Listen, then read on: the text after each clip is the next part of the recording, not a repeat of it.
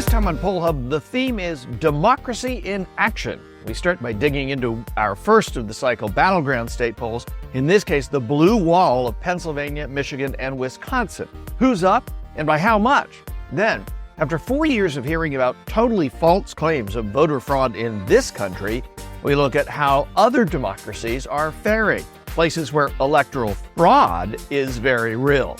Finally, our fun fact is from a time when being a political candidate meant worrying about your past. Is that time over? It sure seems like it. Plenty to talk about. Let's get to it.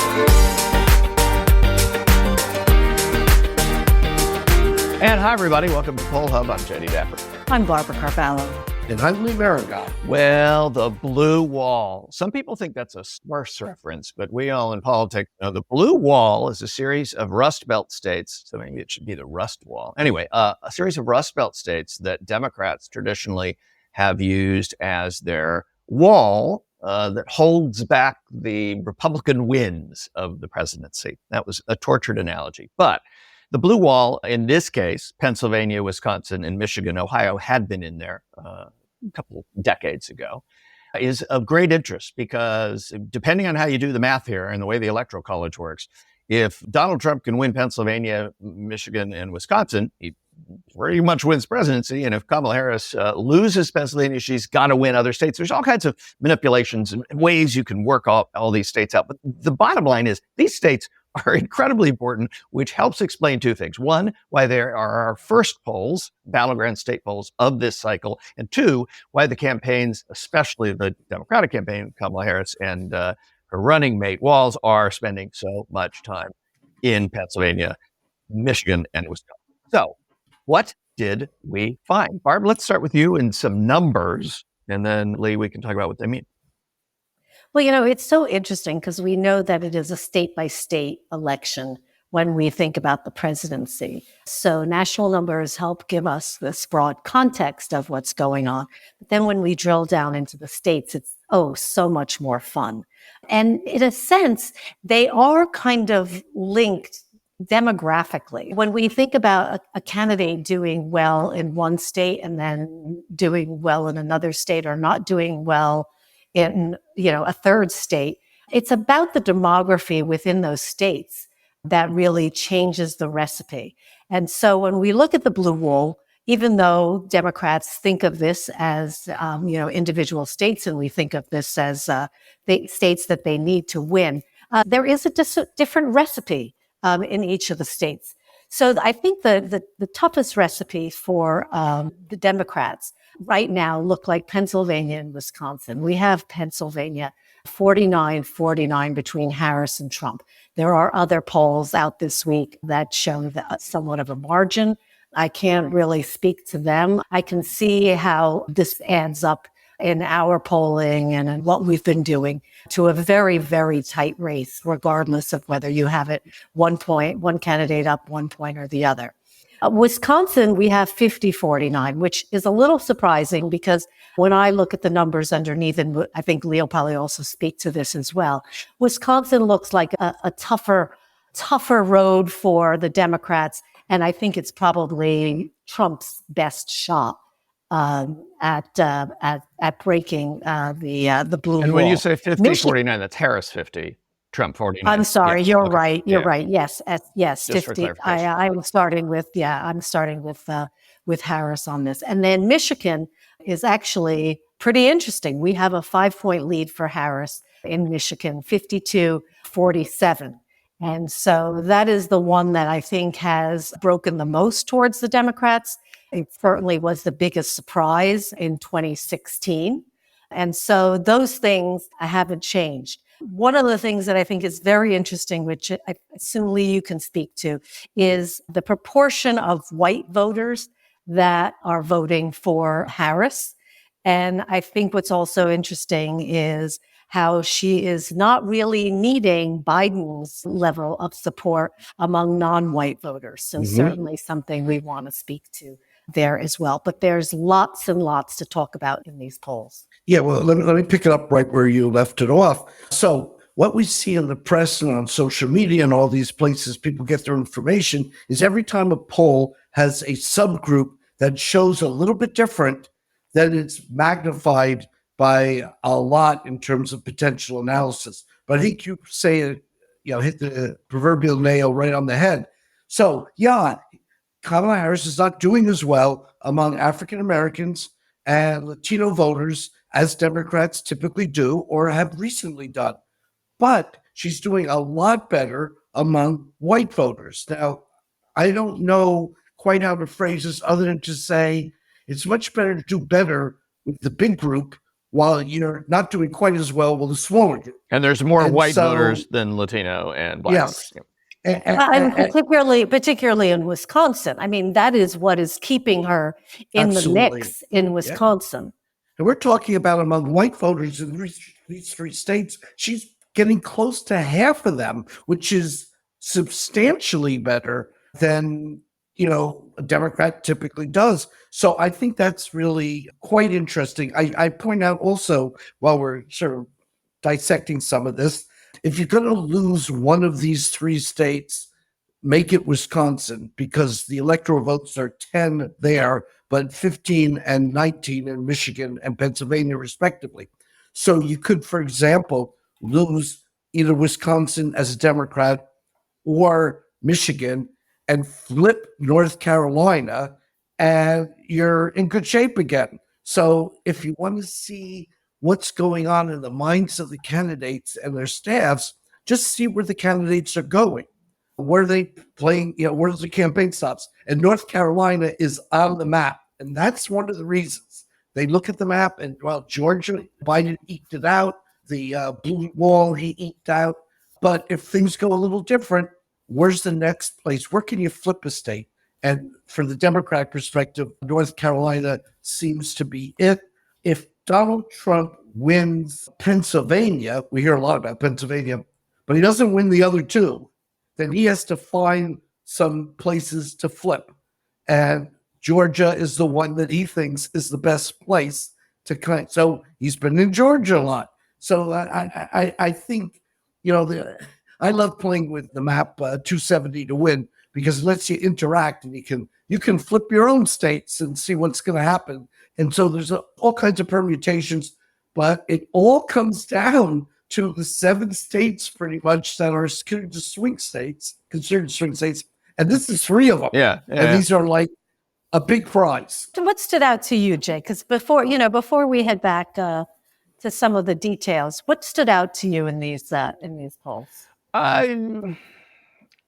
So here's what stood out, and it becomes a question for you that we're getting from other people. There are some very high quality polls out in the field with us in these states, and the results are not all over the map. Some people say they're all over the map. They're not. There are 3 or 4 point differences, but there are differences. Some polls are showing Wisconsin with a big lead, some with no lead. Some are showing Pennsylvania with a big lead is 5 points in this case, smaller. Michigan is a little more consistent. Why is that? And that's what stands out to me, is that we see some of the Senate races in these states, and the Democrats are winning in all 3 states, or in the 2 of the 3 states where there are Senate races by margins that are bigger than the presidential. But why are we seeing different results and in different directions than some other high quality polls? And what should people who are out there looking at this, and they throw up their hands and go, the polls don't mean anything? What should they be thinking? No, well, it does. First, to start with, I think we need to talk about the fact that all polls are statistical estimates. In other words, they're not exact. We talk about a margin of error, which isn't really an error. It's just a statistical measure to say the numbers you're looking at are estimates had we interviewed every single voter in the state. Well, we didn't. We took a sample. So statistics tells us that these numbers are within a range. And most of the polls are within that range. In other words, +1 for one candidate, plus, -1 for another. And so they are within that range. But you also point out that there are a couple of polls that are outside the error margin. And usually as of kind of Labor Day, when we think of the real start of the campaigns, all the pollsters move to likely voters. In other words, voters that they think are going to be showing up on election day or voting prior to election day. Now there's a lot of early voters, and we've actually asked a question about that and see that differs quite a bit between Democrats and Republicans. with Democrats voting early and Republicans voting on the day. So the idea here is there's no standardized way of measuring a likely voter. In fact, most polls have their own, what we call special sauce. Our likely voters are those people that tell us that they are definitely going to vote in the presidential election. Other organizations have different probabilities that they give voters based on their interest and their intensity of vote. So I think that is probably what has the most to do with it. Who the organization, how they're measuring people who are likely to cast a ballot. But error margin plays a lot into it. There's also methodological decisions that go into it. We focus very much on geography. In other words, we focus on making sure that our samples are represented geographically as opposed to other demographics. Some people don't place as much a weight on that. What we have seen in the last couple of cycles is the difference between an urban area and a suburban area and a rural area is very different regardless of the demography of the individual, or at least less so about the demography of the individual. So we place a premium on that. So there are, small decisions, but I think overall, the polls are showing a very tight contest in these states. It'll be very hard to gauge who is actually mobilized to vote and whose supporters are most mobilized to vote, whose supporters may get deflated or be disgusted and say, well, this is the nominee, but I'm going to go and vote, but I'm only going to vote for down ballot races because I think it's important who's going to be in the Senate, who's going to be in the Congress, and who's going to be my local representatives. So there is an awful lot going on here, but I don't think the polls should be discounted, especially the quality ones. Surprise, surprise, right? That I would come down on that side. Right, but Lee, I mean, let's toot our own horn. In Pennsylvania, we were one of the only polls that got it right, especially in the Josh Shapiro race, the governor's race. He won by double digits. We had him up by double digits in the final poll. It doesn't mean that we've got it right this time, but this idea that the enthusiasm, Barb's talking about, 2022, there was an enthusiasm gap. And so if you based your polling on what happened in 2020, you might have missed some of this enthusiasm gap in 2022. What do you see in 2024 that makes this year maybe different? Yeah, well, first of all, I only have a 30-day lease on my crystal ball, so I haven't got it yet. But I want to point that out. But there's so much interesting things going on, and I love watching the candidates because they tell me what their private polls are showing, which we don't, as a public, have access to. One of the things that's nice about public polls, the ones that are transparent, is you can go to our website and find more numbers than you ever wanted to examine.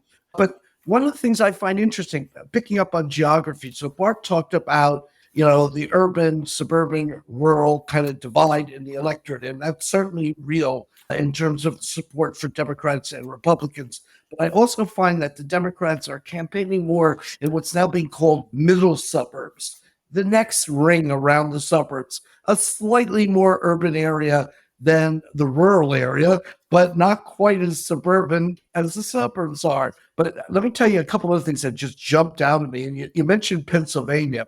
And although subgroups can be misleading, I did compare the 5 regions in Pennsylvania, what we're getting now to what happened 4 years ago.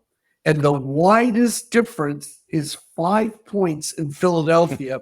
And then it goes all the way down to the Pittsburgh area being exactly the same as it was 4 years ago. And then the numbers in between, well, in the northeastern part of the central, Trump does a little better. In the Philadelphia suburbs, not quite as good. So, I mean, it's almost a mirror image of what we saw 4 years ago. A couple more points, and then I'll let you guys pick up on what you find additionally. But one of the things about this that I thought was real, I mean, we know about polarization. We know all about that. We've heard it a million times. I have never seen samples by Democrat, Republican, and Independent where Harris getting all the Democrats and that Trump is getting all the Republicans. It's getting so much harder right now with polarization and partisanship to kind of do well in the enemy's land. You can't, and there's no invasions here. Everybody's getting their base, and they're really getting their base. And the independents sort of like moving along in ways they were, and they may tail the tape in the end. And then, of course, the gender gap. And I expected to see a wider gender gap right now in these three states, but it's wide, it's huge, but it's about the same right now. So then the answer becomes what Barbara was saying about enthusiasm. Will there be a higher female vote because of all the issues with reproductive freedom than we typically get, even if they aren't, the Democrats aren't getting a bigger share of it? Maybe there's just more of it. And that's something we're going to have to watch as we get closer. Did you have one more point? Oh, Go ahead. yeah, I actually did, and it follows from Lee's point about the issues. I thought that one of the things that was very interesting, and something I think that when people are poll watching, they can look at to get a sense of how a state is moving and the nation as a whole as well. And that is, what are the issues that are really top of mind? When we look at Michigan, which is really the best state for Kamala Harris, we see that preserving democracy just edges out the issue of inflation in that state. But when we look at Pennsylvania and we look at Wisconsin, which are much tighter races, the issue of inflation is top of mind for those voters. And so we have issues of immigration, we have issues of inflation, we have issues of preserving democracy and reproductive rights for the Democrats. So that can give you a sense of how the campaign is going, depending upon what the agenda and what people are talking about. You know, another campaign issue that's been part of our politics, especially since 2020, is voter concern about whether or not our elections are fair and the results are accurate. We've been tracking public opinion on this in our state polls as well as nationally, and we find that about 3 in 10 voters in the United States hold the opinion that the 2024 elections will not be fair and accurate. Voters feel this way generally for one of two reasons: because those ineligible to vote are allowed to vote, so this concept of voter fraud. The majority of voters who have this opinion are Republican, owing in large degree to arguments made by former President Trump. A second reason, though, is also because some voters feel that election officials make it their business to suppress the vote or discard ballots in favor of one of the candidates. And this is more likely to be a fear of many Democrats. But there are democracies around the world where election fraud is a real problem, not to mention the role of foreign interference and discrimination, particularly through social media, that shapes voters' trust in election integrity and therefore the foundation of what democracy is. So to shed light on these issues, we are delighted to be joined by Dr. Melissa Gakes, Senior Professional Lecturer in Political Science and Director of the Center for Civic Engagement and Leadership here at Marist College. Thanks so much, Melissa, for joining us today. We're very happy to have you. Well, thank you so much, Barbara. I'm very pleased to be able to share, in this conversation with you and talk about the importance of, democratic norms and to really think about the vitality of elections and democracy in general. So we hear so much about voter fraud, but election fraud is actually a real thing, not here in the U.S., as many people think it is, but broadly speaking, in democracies around the world. So when we think about democracies worldwide, how does the U.S. election system actually compare? Gosh. Well, I think that the foundation of our system is really kind of essential. The longevity of our democratic system is really reliant on the norms that keep those institutions in place, and the agreement and supports that are around those institutions, I think, are at the very heart of our democratic system, and that preserving it really does require that there's general agreements about those systems, the norms and the practices from all sides of that system. So citizens and policymakers, elected officials, bureaucrats. I mean, it really does require everyone to not exactly have complete consensus about the operations, but a general willingness to agree that this is the system that we buy into.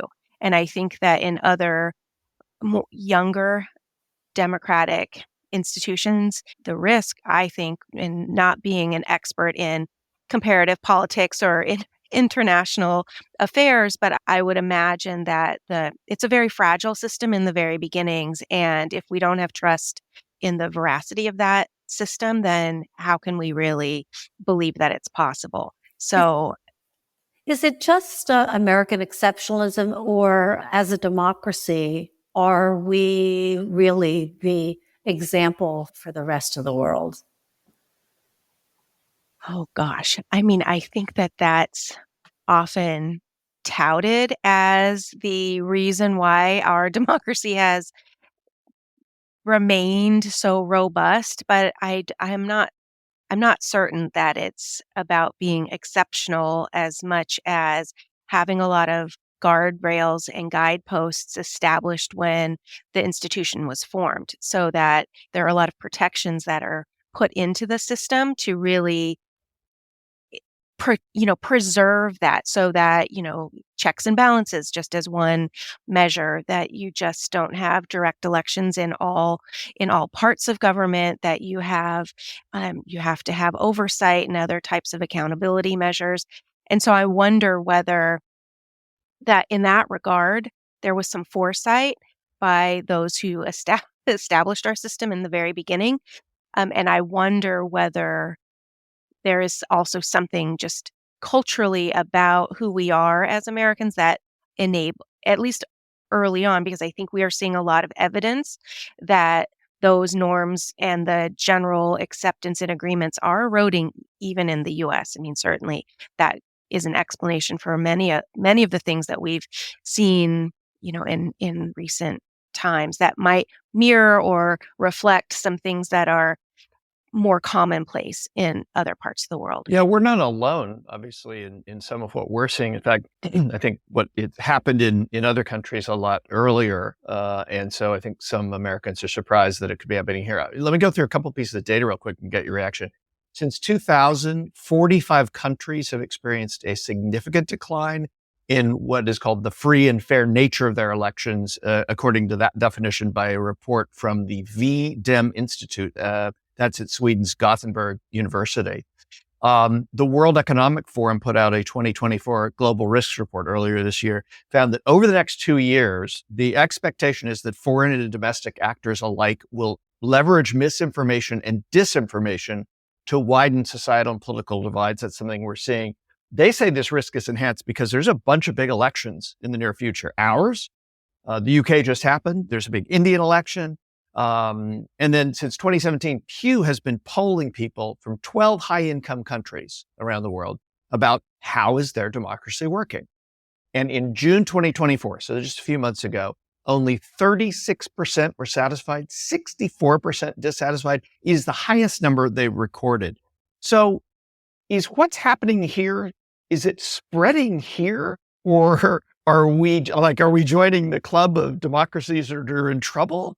Or are we leading the way in some way that we're not seeing? Yeah, that's a great question. And it is a really curious moment where there are so many similar experiences. And I do think this, I mean, from my vantage point, I'm really curious about the role and effect of this misinformation, so that if this tactic of utilizing information in a strategic way to sort of shape opinion and sway views, like if that's a tactic that is seen in multiple places, then the effect of that misinformation is eroding that confidence and that trust in those systems. And I do think it's very problematic that we're so able to find those places where that misinformation and the strategic use of misinformation by folks, actors, you know, for whomever they might be, I mean, has worked, and it's eroded the confidence, which I think is the first step to it's an important step and if we don't halt that, then how can we sort of regain some of the confidence? Because I do think when I in the course, some of the courses that I teach with students, and we're talking about civic engagement, political behavior, participation. I mean, at the core is the ability to discern fact from opinion and make critical judgments about the information in front of you. But you also have to be able to understand how it relates to what you observe it, by decisions being made by decision makers or the legislation that's being passed, and seeing how it relates to the things that you care about. So it's not just I think it's information at all levels and how we think about it and think about it critically. And are we just overwhelmed at some point with the volume of information and have kind of a deficit in just being able to parse out where along a particular spectrum this particular idea might be? But I think the ability to control it and to have some say in what is happening I think that's a detriment. If you don't feel like you have any agency in stopping something, then at some point you just stop paying attention. And then you're more susceptible to the misinformation. Are you surprised, just from your research in this area, that at least if you consider voting and the act of voting engagement, that we have increased engagement in this country manyfold over the last couple of presidential cycles and also off-year elections when we elect the Senate and the Congress, and yet it's in the midst of this heightened misinformation. Yeah, it is interesting to me to think about. I mean, that's what's interesting about our system, is that there is no certainty in who will turn out in any given election cycle. And so it's just this unpredictable process that has to reinvent itself every single time. Which makes polling very difficult. Oh, I'm just to sure. let you know. You have an unenviable task. Identifying likely voters is the bane of our existence. It really is. But I think it's a really fascinating number. And you'll correct me if I have these wrong, but it's about 60% are generally reliable voters. And then you have 20% on either end. Is that generally right? Yeah. And that's fascinating to think about the fluctuation. Like even between that 60, it feels like that's a pretty hefty, predictable, but not really predictable because you don't really know where they'll go. But it's interesting to think about how much variance is within that group that might be regarded as generally engaged. And so having to just battle all of the barriers to get them to turn out on any particular elections in any particular election cycle, I think is a really important facet. And so from a knowledge and information requirement, I mean, you have to know where to go and you have to know what's on the ballot and you have to have an informed opinion about the various initiatives. That's just a procedural type of information requirement, let alone the kind of substantive, you know, policy implications of the decisions you might have. We used to be the country that everybody looked to provide the shining light of how you run a democracy. But I mean, should we be looking at the way that other countries like Sweden or Germany or the UK or France, European nations, for instance, or even Brazil, which isn't doing a great job with democracy, but they actually did something about, they have a court that actually did something about a president that tried to stay on. Should we be looking abroad to younger or different democracies for lessons to try and keep our democracy in better shape? Well, I mean, I think that's an interesting question, because I do think in other places that have had, certainly in systems that require proportionate government where, you have to constitute a parliament and call together, and there are natural coalitions that are formed. Like that whole process requires a very different kind of agreements and foundation than one where it's winner take all. So and they have very quick elections. Like it's kind of remarkable that they're able to call an election and have the whole thing wrapped up in. Oh, yes. Elections in the U.S. are a full-time sport. I mean, It really is. But so that's one where I think there could be, and it could be interesting to think about what could we bring into this. The other is in other places where, there's a lot of investment in governance and engagement, participatory engagement in decision making, where citizens are involved in the day-to-day, problem solving and involved with and alongside elected officials or other types of administrative or bureaucratic officials. And I think in that regard, people see themselves as a part of a system. And there are quite a lot of examples of effective governance, tenets and practices of good governance with transparent, participative systems that, we could use, because perhaps if people saw themselves in a system of governance in government and asked in meaningful ways to participate, then perhaps we might see more confidence in the system as a whole. So just one other thought, you're teaching undergraduates this semester, and that is a very large part of what you do here at Marist. What should people be thinking about this fall when thinking about voting, when they may be getting disgusted with the process, not particularly happy or excited about a particular candidate? What advice would you give them? I think that it is the most fundamental expression of our involvement in our democracy. It's a foundational right and privilege that we have, and we shouldn't take that right or privilege for granted. And even if we don't see the point of casting that ballot, when we stop casting ballots, then our democracy is at risk. And so we should all work actively to preserve that right and to ensure that it's not taken away from us. And so I think I encourage every student to see themselves in some manner, whether it's now or in the future, but it is something that people have fought hard for the right to vote, and we should continue to preserve that right. Thank you so much, Melissa. We've been speaking with Dr. Melissa Gakey. She's the director of the Center for Civic Engagement and Leadership here at Marist College.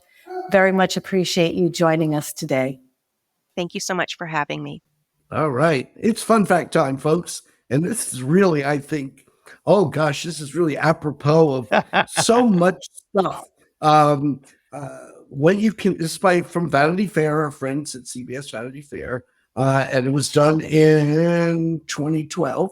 When you consider some of the decisions you've made in the past that come to light, do you think you could run for public office?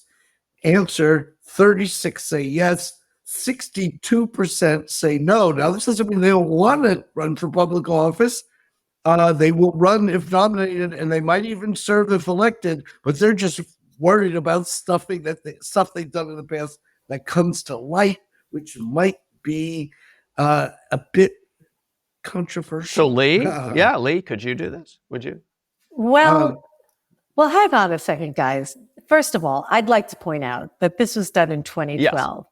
And we have come so far since then. Yes. Donald Trump single-handedly has erased nearly all of the no's probably in this poll. But he is not alone.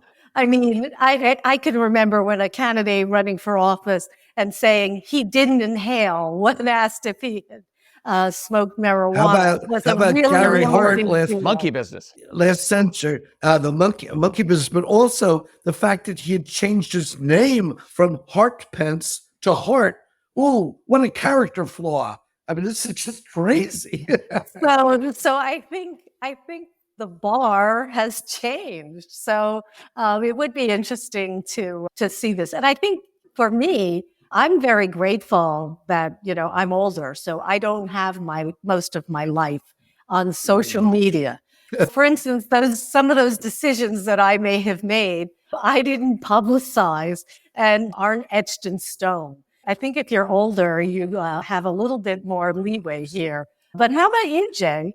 I mean, if in 2011, I probably still would have said yes, because there's nothing that I've done that I would not be happy to explain and justify, at least in my own mind. In 2024, I'm an absolute yes. There is nothing that I've done that compares with people that hold elected office in this country now and are regularly on the floor of the House of Representatives saying insane stuff. I am absolutely, there is nothing that I've done that could come to life that would keep me from running for public office. I'm thinking, though, and I think well taken on Bart's point is that I'm sure I've said things that other people could say I've said. I mean, that's a really kind of like just rumor mill stuff, which would not be something you want to come as a teacher, as a teacher, sure. Oh, sure, because and you do some of that intentionally. I might push an argument and play a little devil's advocate. Well, the devil's advocate doesn't do well in an electoral sphere with most voters. Well, didn't used to. So didn't used to. Well, but I'm not sure. I'm not sure now. I mean, I just think I just think that how we define character and politicians absolutely probably has changed. I'm sorry we don't have any of our students on this, because I think they would add a good perspective. We may want to have a redo of this at some point when we have our student producers, because they may shed some light on just the stuff that we see from the change. I mean, it used to be private. People didn't even know, a lot of people, that FDR was in a wheelchair, or certainly that John F. Kennedy had a lot of proclivities that went in the swimming pool. Please, privacy is so last century, so we just have to get over it. Okay, I'll get over it. Jane, will you get over it if I'll get over it? Sure. Oh, yeah. No, everything's changed. Open book. But you're right. It would be interesting to hear from the students, because they're building their portfolios that will be uncovered when they run for public office in the next decade or two. So we'll have to see what they think about what they're up to now. Advanced stuff by our standards, but people may not care. So it's double-edged sword.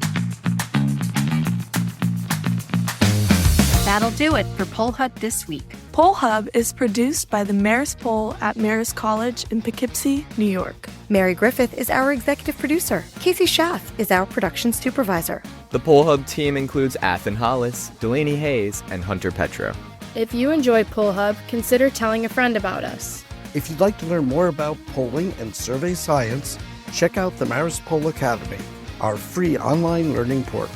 If you have questions for us, tweet them at us at Marist Poll. Remember, you can always tell your smart speaker to play Poll Hub, and with any luck, it'll cooperate. And finally, wherever you listen to Poll Hub, there is a subscribe button. Click it, and the latest episode will be ready for you in your podcasting app as soon as it's released. We'll see you next time.